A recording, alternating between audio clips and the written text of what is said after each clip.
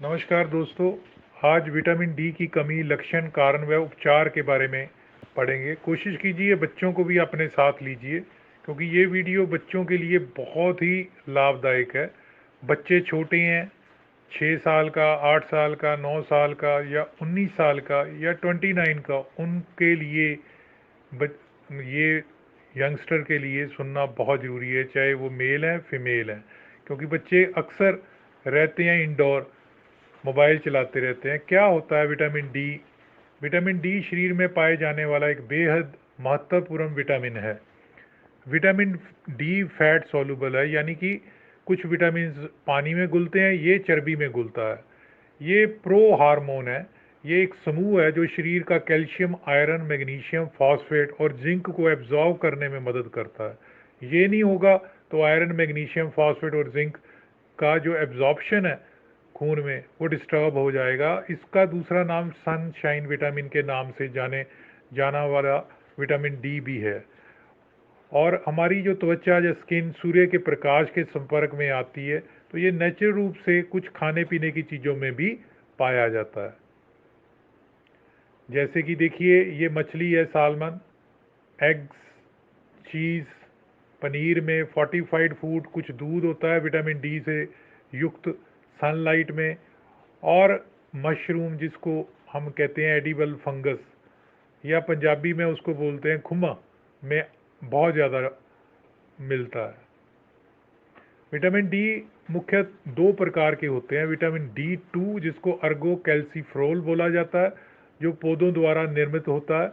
और vitamin D three कोले कैल्सीफ्रोल, जो कि सूर्य की रोशनी की हमारी त्वचा से संपर्क में आने पर निर्मित होता है। यानी कि हमारी बॉडी में डी थ्री बनता है, डी टू प्लांट्स बनाते हैं।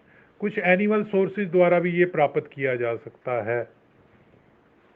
विटामिन डी की कमी के लक्षण: मांसपेशियां में कमजोरी, मसल्स में बिना अधिक मेहनत किए थकान होना, दिन में जरूरत से ज़्यादा नींद आना, ये बहुत ज़्यादा बच्चों में देखने में मिल रहा है।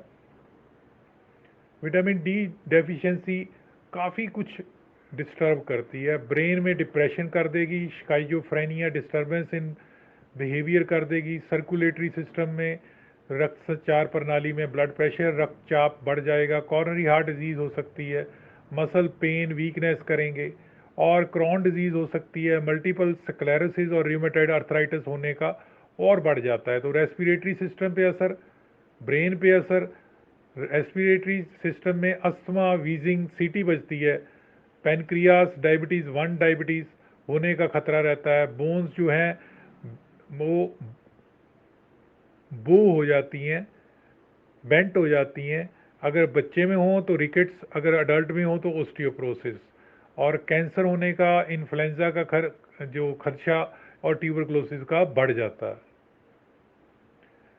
Symptom of serious vitamin D deficiency: कई बच्चों में या यंगस्टर में कम होता है, या किसी में कम है मगर प्रोटोकॉल के हिसाब से थोड़ा सा ज़्यादा है, और किसी में तो बहुत ही ज़्यादा कम, और किसी में पूरा है।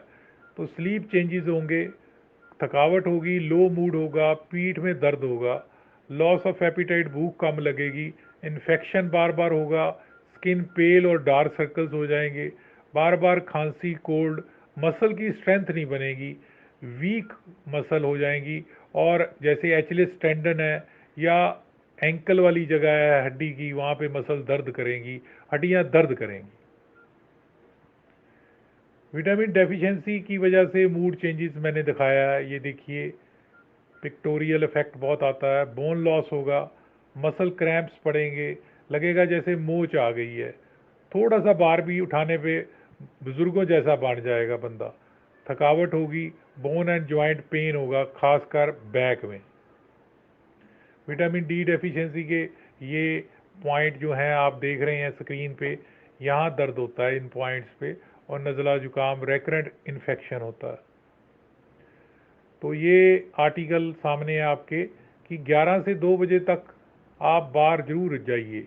इफ़ यू कैन नॉट, अगर आप नहीं जा सकते तो विटामिन डी सप्लीमेंट लीजिए। तो रिकमेंडेड डाइट क्या है? रिकमेंडेड डाइट है 400 इंटरनेशनल यूनिट लेने हैं चिल्ड्रन को, जो कि 12 महीने तक के हैं। 600 इंटरनेशनल यूनिट लेने हैं 1 से 70 साल वाले को डेली, और 800 इंटरनेशनल यूनिट लेने हैं 70 साल वाले को। People are advise to take कैल्सीफ्रोल, सैचे होते हैं दूध में डाल के या दही में डाल के, 1 से वीक या लेने हैं, और 8 हफ्ते तक ऐसे ही करना है। तो दोस्तों vitamin D is needed for building maintaining healthy bones, जिससे कैल्शियम आपके बॉडी में आएगा, कैल्शियम आएगा तो फॉस्फोरस फॉस्फेट भी आएगा, तो नेचुरली आपके दांत, एनेमल, डेंटिन भी स्ट्रांग होगी, बोन भी। अगर ये कमी रह गई तो पेरियोडोंटल डिजीज़ भी हो जाएगी, क्योंकि बोन्स जो है हमारे दिमाग में होता है दांत किसी और चीज़ के बने हैं, तो दांत में भी कैल्शियम है, विटामिन डी है, और वहाँ भी एक मैंडिबल या मैक्सिला बोन है, और उनमें एक पेरिडोंटल बोन होती है, तो वो भी वीक हो जाती है, जिसके आपको पेरिडोंशियल डिजीज़ डेंटल वाली हो जाएंगी। दोस्तों ये जो एक्सटेंट ऑफ डेफिशिएंसी है, ये 70 से 100% vitamin D deficiency general population में देखी जा रही है। कई जर्नल्स कहते हैं कि 95% है, मगर ये मानना है कि 70 से 100% तक लोगों में विटामिन डी डेफिशिएंसी है। तो जैसे किसी फिजिशियन के पास जाते हैं तो कुछ फिजिशियन जो हैं एंटीवर्म दवाई देते हैं, डीवर्मिंग करते हैं, तो कुछ फिजिशियन विटामिन डी की डेफिशिएंसी हर बंदे में देखते हैं, हर दूसरे में।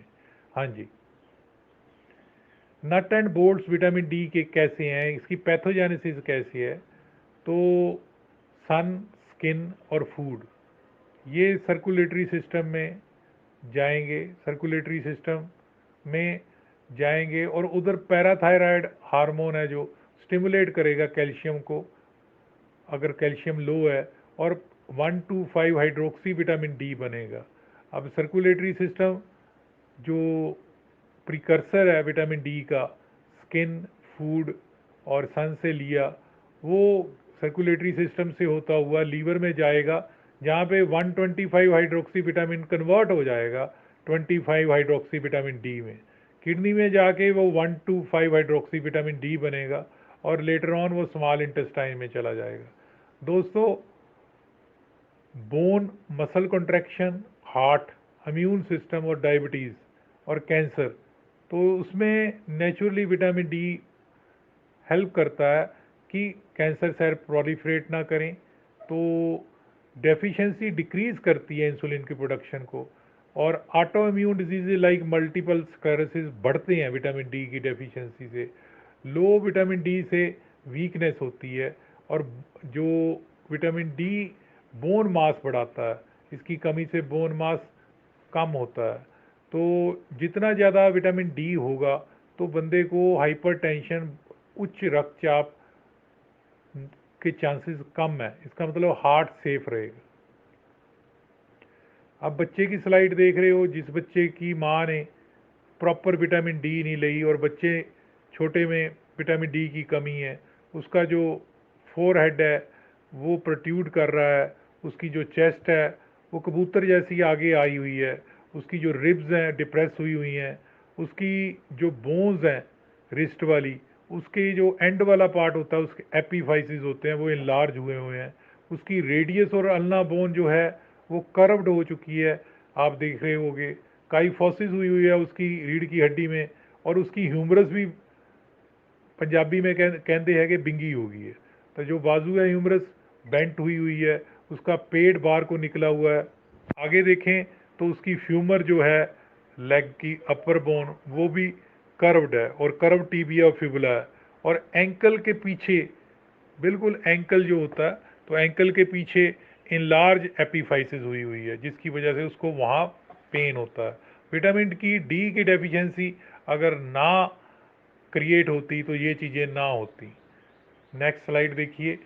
तो ओवर 50% यूके में, यानी कि ब्रिटेन में, इंग्लैंड में, वो थकावट महसूस करते हैं, बहुत नज़ला जुकाम होता है, और only 10% our daily vitamin D can come from food, जो हमारा रोटी है, फूड है, तो उसमें से सिर्फ 10%, तो सिर्फ 10% ही हमें फूड से विटामिन डी मिलता है। 75% जो ब्रिटिश अडल्ट हैं उनको, उन्होंने कभी विटामिन डी टेस्ट नहीं कराया, इतने पढ़े लिखे लोग, तो 1/3 of British spend less than 1 hour, वो 1 घंटे से भी कम बाहर जाते। तो दोस्तों, कोविड-19 death rate vitamin D level के हिसाब से देखिए, जिन लोगों में बिल्कुल ही विटामिन डी डेफिशिएंट था 98.9 उनकी डेथ हुई कोविड-19 डेथ रेट, जिनमें इनसफिशिएंट था वो 87.8 और नॉर्मल लोग 4.1। तो आप देख सकते हो कि 780 इंडोनेशियन पेशेंट पे कोविड-19 जिनको कंफर्म्ड था, तो डेथ रेट देखा गया। तो डेथ रेट सबसे ज़्यादा डेफिशिएंट बंदों में पाया गया, उसके बाद इनसफिशिएंट में पाया गया, और नॉर्मल बंदों में सिर्फ 4.1%, जिन लोगों में विटामिन डी प्रॉपर था, तो उन लोगों में डेथ रेट सिर्फ 4.1 पाया गया। 780 पेशेंट पे ये बात हुई है। तो रेड मीट, ऑयली फिश जो हैं विटामिन डी से बहुत ज़्यादा होते हैं। कि नेक्स्ट स्लाइड देखते हैं। तो इसको सनशाइन विटामिन कहते हैं। नेक्स्ट करते हैं। तो देखिए, ये बोन्स दाईं ओर बेंट हो चुकी हैं अडल्ट की, और नॉर्मल बोन लेफ्ट की बिल्कुल सीधी हैं। नेक्स्ट देखते हैं। आप डिप्रेस्ड फील करते हैं। वैज्ञानिकों ने एक अध्ययन में पाया कि जिन लोगों में विटामिन डी की कमी है, उन स्वस्थ लोगों की अपेक्षा वो बहुत ज़्यादा 11 गुना ज़्यादा वो डिप्रेस होते हैं। तो डिप्रेशन, उदास हो जाते हैं, सर से पसीना आएगा। ये कुछ अजीब लग सकता है, लेकिन बाकी शरीर की तुलना में सर से अधिक पसीना आना विटामिन डी की कमी का लक्षण है। विटामिन डी हड्डियों की मजबूती के लिए बहुत ज़रूरी है। तो मैं पहले ही बता चुका हूँ, हड्डियों के लिए, मसल्स के लिए, कार्डियोवैस्कुलर डिजीज़ की संभावना बढ़ जाती है, अस्थमा की संभावना बढ़ जाती है, हमारी कोग्निटिव एबिलिटी ख़त्म हो जाती है। तो हम लर्न नहीं कर पाते, नहीं कंसंट्रेट नहीं कर पाते, डिसीज़न नहीं ले पाते, नई जिसमें कुछ याद रखना, नई चीज़ें सीखना बहुत ज़रूरी होता है। तो बच्चों के लिए तो ये खास कर बहुत ज़रूरी है। रिसर्च दिखाती है कि बीमारियों को बचा सकती है। टाइप 1 टाइप 2 डायबिटीज़ नहीं होगी, ग्लूकोज इंटॉलरेंस नहीं होगा, मल्टीपल स्क्लेरोसिस नहीं होगा। तो ये चीज़ याद रखिए। तो आप अगर वेजिटेरियन डाइट लेते हैं तो विटामिन डी नेचुरल रूप से ज़्यादातर नॉन वेज में पाया जाता है, मछली में, बीफ में, लीवर में, और एग में, यॉक में। दूध में बहुत कम निकलना आपके लिए घातक हो सकता है। तो जो लोग विटामिन डी नहीं ले रहे, तो देख लें, Crohn disease, cystic fibrosis, coeliac disease, ये उनके लिए और भी मुश्किल है। जो लोग मोटे हैं वो इधर उधर फिरते नहीं हैं, तो नेचुरली सनलाइट में नहीं जाएंगे, ब्लड सर्कुलेशन में भी कमी आएगी। मोटापे की वजह से फैट सेल ब्लड से विटामिन डी एक्सट्रैक्ट कर लेते हैं। जिन लोगों का बीएमआई 30 से अधिक होता है, उन लोगों में अक्सर विटामिन डी की कमी पाई जाती है। विटामिन डी डेफिशिएंसी के लिए कुछ टेस्ट हैं, जिसको doctor 25 hydroxy vitamin D blood test कहता है। ये रेडियो इम्यूनो एसे से दिल्ली या बॉम्बे में टेस्ट होता है। तो नेचुरली इसके पैसे 500 से 1000 लगते हैं, तो आपको करा लेना चाहिए। आईओएम गाइडलाइंस के मुताबिक 12 एनजी पर एमएल से कम और 20 एमएल से कम को अपर्याप्त माना जाता है। तो आईओएम कहता है कि 12 एनजी पर एमएल होगा तो बंदा डेफिशिएंट है, मगर एंडोक्राइन सोसाइटी कहती है 20 एनजी एमएल से कम है तो अपर्याप्त है। दो बॉडीज़ हैं जो कि बताती हैं कि बंदे में कितनी डेफिशिएंसी है, आईओएम। और वो डेफिशिएंसी, विटामिन डी की डेफिशिएंसी दूर करने से पहले ये जानना जरूरी है कि हमारे शरीर को प्रतिदिन विटामिन डी की कितनी जरूरत है। 1 से 18 साल वाले जो हैं, तो इंस्टीट्यूट ऑफ मेडिसिन जो कहता है, वो कहता है 600 इंटरनेशनल यूनिट चाहिए। और जो जो दूसरी एंडोक्राइन सोसाइटी है, वो कहती है कि हमें 800 से 1000 इंटरनेशनल यूनिट चाहिए। तो हम एवरेज निकाल लेते हैं, एवरेज निकाल लें तो तकरीबन 600 से 800 इंटरनेशनल यूनिट हमें चाहिए, खासकर टीन एज वालों में और जो 60 से ऊपर वाले। विटामिन डी की कमी का उपचार, विटामिन डी की कमी का उपचार है या तो सनलाइट में जाएं, और जो वस्त्र पहनेंगे वो इस हिसाब से हो कि हमारा एक्सपोजर हो, कम से कम 1.5 घंटे तो हम एक्सपोजर जरूर लें। एक अध्ययन अनुसार 11 बजे के दोपहर 1 बजे तक विटामिन डी लेने सबसे सही है। Fish liver oil, egg yolk, fortified dairy products में ये बहुत ज़्यादा पाया जाता है। तीसरा तरीका है विटामिन डी सप्लीमेंट्स लेने, ये मार्केट से मिल जाते हैं। तो इसे ऐसे खाने के साथ ठीक रहता है जिसमें फ़ैट अधिक हो। एक स्टडी में पाया गया कि खाली पेट की अपेक्षा फैट रिच खाने के साथ विटामिन डी सप्लीमेंट लेने से एब्जॉर्प्शन 32% अधिक होता है। इसका मतलब सिनर्जिस्टिक इफेक्ट है।